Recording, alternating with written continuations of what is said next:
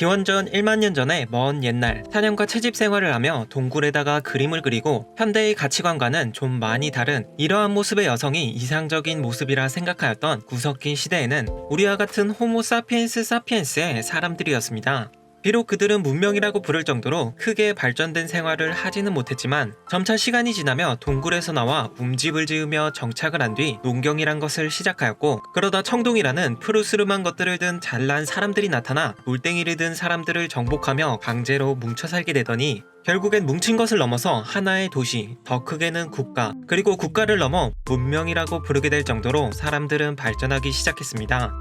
그렇게 최초의 문명, 메소포타미아를 시작으로 이집트와 인도, 황하의 4대 문명이 처음으로 발생하게 되었는데, 이 4대 문명이 발생한 뒤에 고대 그리스이자 유럽, 더 크게는 서양 문명의 시작이라고 보는 에게 문명이 이집트와 메소포타미아의 영향을 받으며 새롭게 나타나게 되었죠. 그렇게 나타난 에게 문명에는 또다시 2개의 문명이 속해 있었는데, 이 2개 중 가장 먼저 발달한 크레타라는 섬의 문명이 바로 서양 문명의 시작을 알리는 시발점이었습니다.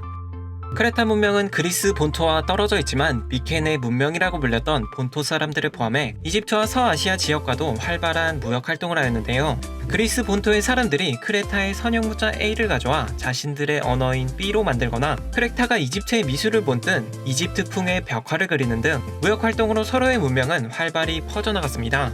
하지만 그들에 관한 자세한 이야기는 남아있지 않기 때문에 사람들은 신화와 연관지어서 과거의 모습들을 생각하곤 하였는데요. 신화는 뻥이 좀 섞여있긴 하지만 실제 지형이나 인물, 역사적인 사건이나 사람들의 생활 방식, 가치관 등이 이야기에 녹아있기 때문에 기록이 전혀 남지 않은 과거의 일들을 알아낼 때 신화에서 그 힌트를 얻을 수 있었습니다. 예를 들어 크레타 문명은 전성기였던 미노스 왕의 이름을 따 미노스 문명이라고도 불렀는데, 신화에서 이 미노스 왕이 등장하여 그의 아들이 미노타우루스라는 괴물이 탄생합니다. 왕은 반은 인간, 반은 황소의 모습을 한 자식을 부끄러워하였지만 그럼에도 괴물인 아들에게 먹이를 주기 위해서 아테네라는 그리스 본토의 사람들을 잡아와 제물로 던져주었습니다. 그러다 테세우스라는 아테네 본토 사람이 찾아와 미노타우루스에게 보복하게 되는데요.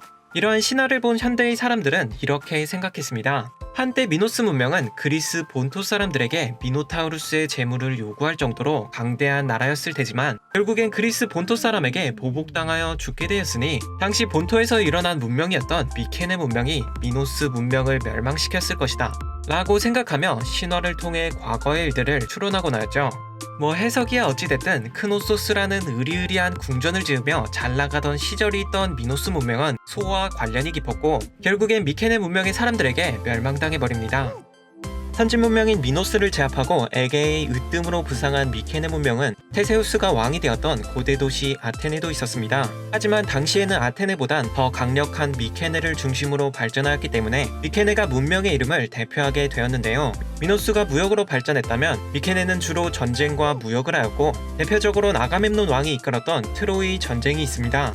신화에선 그 유명한 목마를 이용하여 트로이를 점령하였다곤 하지만 실제로 목마는커녕 트로이 전쟁이 있었는지조차 밝혀지지 않았는데요. 신화에 의존해야 할 정도로 기록도 남지 않은 굉장히 오래된 일을 명확히 알 수는 없으나 미케네가 멸망한 것은 전쟁으로 인해 주로 그리스 북부에서 공격해온 도리아인들의 침략에 의한 것으로 알려져 있습니다. 사실 문명이라고 묶었으나 단일 국가로 통일된 적 없는 그들의 내부 분열 혹은 대규모의 지진 같은 자연재해도 원인으로 꼽히나 미케네의 수많은 도시들이 약탈당하고 학살된 흔적들이 모두 도리아인에 의한 것일 거라는 생각에 힘이 실려 미케네는 꼭지까지 돌아버린 도리아인들에게 멸망한 것으로 알려지게 되었죠. 그렇게 미케네 문명이 멸망하고 눈이 돌아간 도리아인들에게 모든 것이 파괴된 것인지 고대 그리스에는 아무런 기록이 남지 않은 암흑의 시기가 찾아옵니다. 이 시기에 도시들은 약탈당하고 인구는 크게 줄었으며 그나마 살아남은 사람들에게도 엄청난 시련과 가난이 찾아왔습니다. 역시나 자세한 기록은 없지만 암흑시대의 말기쯤 호메로스라는 사람이 번쩍 나타나 고대 그리스, 더 나아가 유럽 문학의 최고이자 최대의 민족 대서사시로 평가받는 일리아드와 오디세이아라는 작품을 내놓는데요. 호메로스의 두 작품은 트로이 전쟁과 그 이후의 신화 이야기를 다루고 있는데, 전체적인 그리스 신화의 이야기는 일리아드의 등장 이후부터 체계화되기 시작되었다고도 하며 둘은 고대 그리스부터 표준 교과서로 사용될 정도로 위상이 높은 작품들이었습니다. 사실 난해한 고전이 그렇듯 지금 읽으면 몇 페이지 읽다가 그냥 덮을 가능성이 높은 책이지만 둘은 서양 문명에 엄청난 영향을 끼친 작품으로 서양의 수많은 작가와 예술가들이 그의 작품으로부터 영감을 받고는 하였습니다. 암흑 시기가 지나고 수백에서 수천, 많게는 수만의 사람들이 모여 폴리스라는 작은 도시들이 생겨났습니다. 폴리스는 기본적으로 같은 언어와 문화권이나 도시들은 험난하고 높은 산맥들에 가로잡혀 서로서로 교류하지 못하였는데요. 가깝지만 먼 그들은 서로 다른 나라처럼 제각기 발달하였고 결국 하나의 도시가 하나의 국가 같은 형태인 도시국가라는 개념이 되었습니다. 그러나 특이하게도 이들은 가끔씩 다 같이 만나 서로서로 친한 척을 하기로 했는데 이는 우리가 서로 산 때문에 막혀있지만 우리는 같은 언어와 문화권을 가진 한 민족이라는 것을 확인하기 위해 개최하였던 체육대회인 고대 최초의 올림픽이었죠. 덧붙여 그들은 올림픽이 시작하기 전 약 3개월의 기간 동안은 같은 도시국가끼리도 다툼을 금지하기로 약속합니다.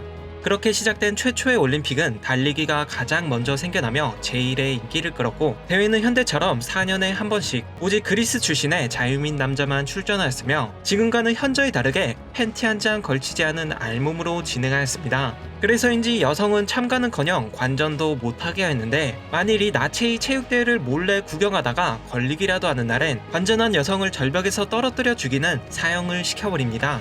한편 대부분의 폴리스들은 우뚝 솟은 절벽 같은 구릉지에 아크로폴리스라는 장소와 그 아래 아고라라는 광장을 설치한 모습이었는데 절벽을 끼고 지어졌던 아크로폴리스는 전쟁 시 요새로 아고라는 다같이 모여 토론을 하거나 지도자들이 연설을 하기 위한 장소로 활용되었습니다. 각 폴리스들은 아크로폴리스에 신전을 지으며 저마다의 수호신을 모셨고 이름이 헷갈릴 정도로 비슷한 아테네는 아테나 여신을, 영하 300으로 유명한 스파르타는 군사국가답게 주로 아레스와 아르테미스를 섬겼습니다.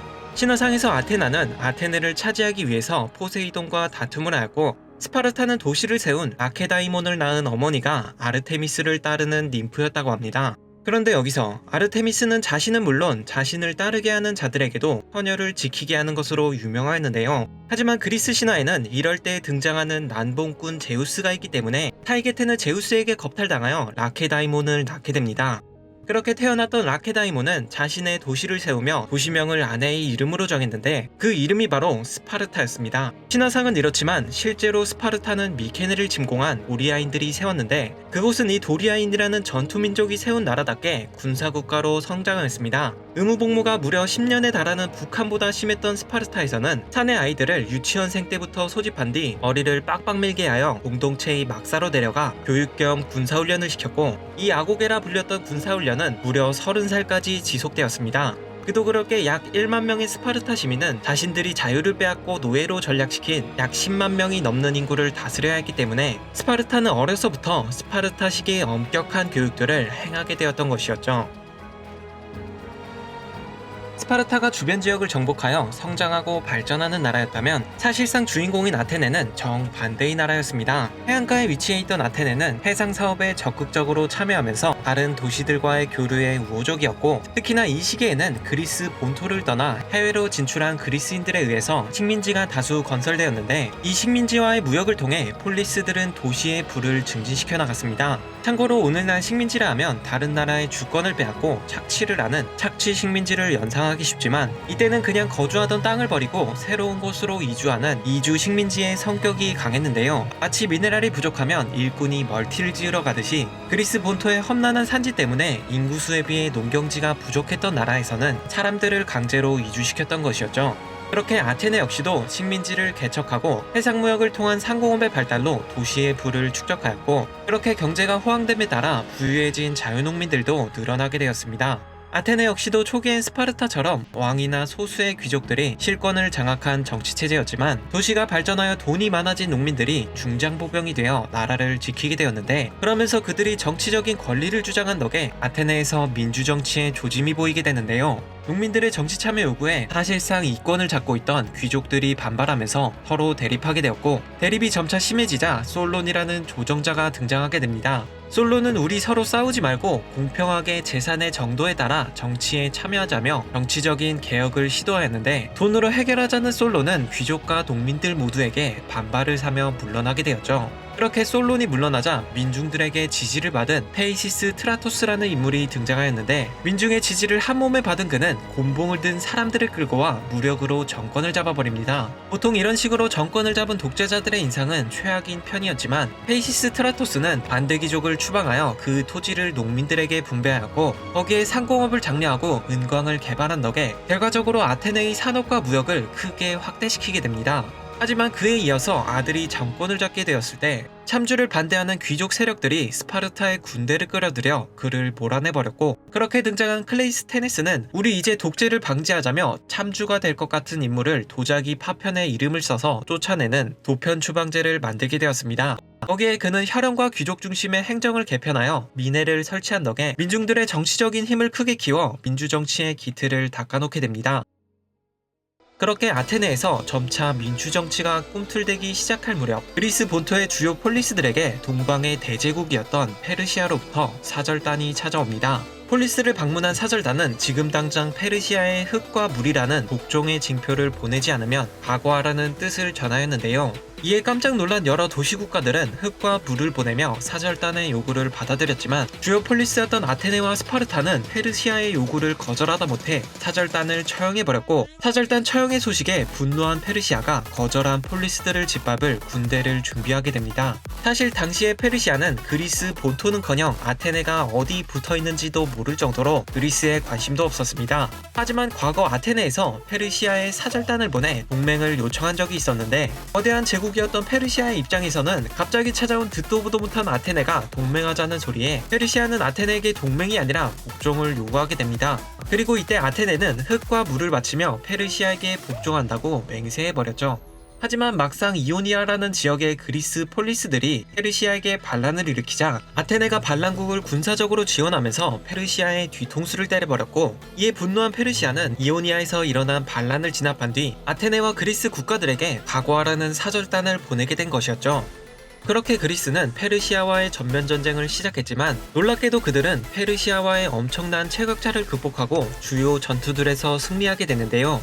페르시아의 군이 상륙했던 마라톤 전투에서는 아테네의 밀티아데스 장군이 11,000의 병력으로 약 5배에 달하는 페르시아의 군을 막아내었고, 테르모필레 지역에선 약 6,300의 병사들이 몇십만에 달하는 페르시아의 군을 막지는 못했지만 스파르타의 정예병 300과 레오니다스 왕을 포함한 1,100의 병사들이 나머지 병사들의 후퇴할 시간을 벌어주기 위한 결사의 항전을 펼쳤습니다.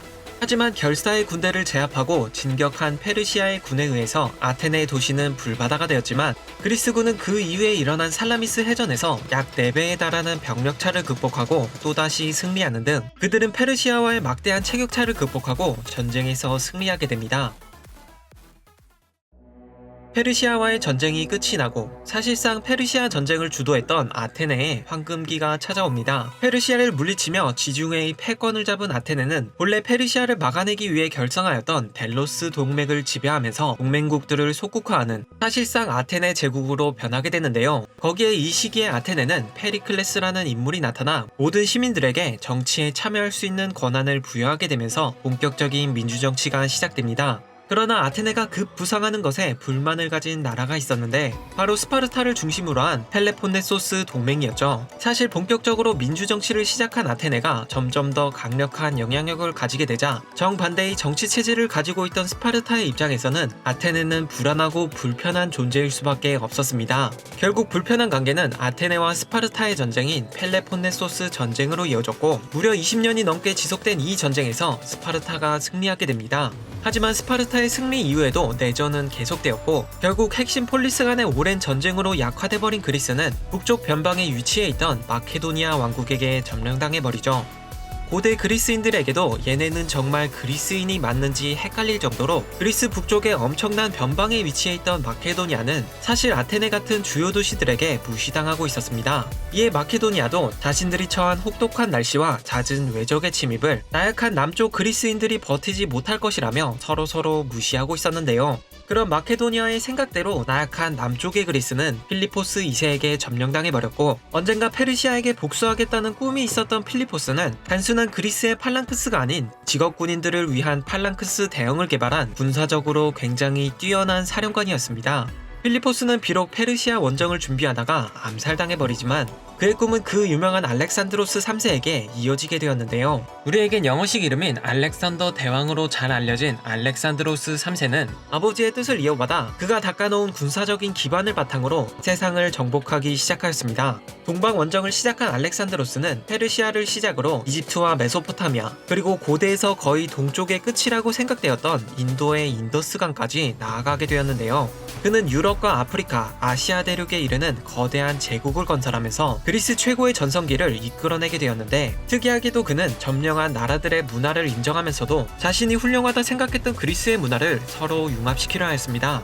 알렉산드로스는 자신의 제국에게 공용어로 그리스어를 사용하게 하고 그리스인들을 동방으로 이주시켜 결혼을 시키고 자신의 이름을 딴 도시들을 건설하여 동양과 서양 문화의 융합의 중심지로 삼으며 계속해서 융합을 시도하였지만 그는 30대 초반의 젊은 나이로 사망하면서 그는 꿈을 이루지 못한 채 그대로 사망하게 됩니다.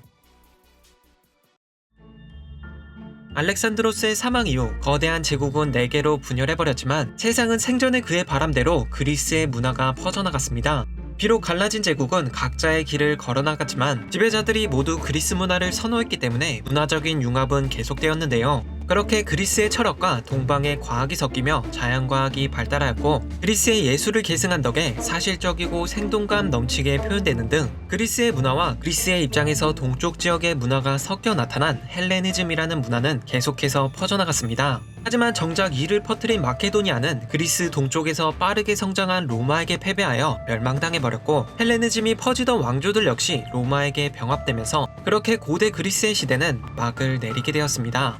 비록 그들은 멸망하였지만 고대 그리스인의 문화는 로마인들에게 굉장히 존중받았는데요. 가령 고대 로마의 호라티우스라는 한 시인은 정복된 그리스가 정복자들을 정복했다 라고 말할 정도로 그리스와 헬레니즘 문화는 로마에 거대한 영향을 끼쳤습니다. 가령 그리스 신화가 그리스 로마 신화라고 불리는 이유도 로마가 그리스의 문화를 그대로 이어받은 덕에 로마 제국의 건국 신화가 섞인 신화가 되어버렸고 그렇다고는 않아 사실상 그리스 신화가 주된 내용이기 때문에 그리스 신화는 그리스 로마 신화라는 이름이 붙게 되었습니다. 그렇게 그리스 문화는 로마인들에게 받아들여지고 르네상스 시대에 다시 한번 주목받게 되면서 세상에 널리 알려지게 되었고 그렇게 알려진 그리스 문화는 살아생전에 알렉산더 대왕이 꿈꿔왔던 것처럼 오늘날까지도 서양 문화의 중요한 한 부분으로 알려지게 된 것이었습니다.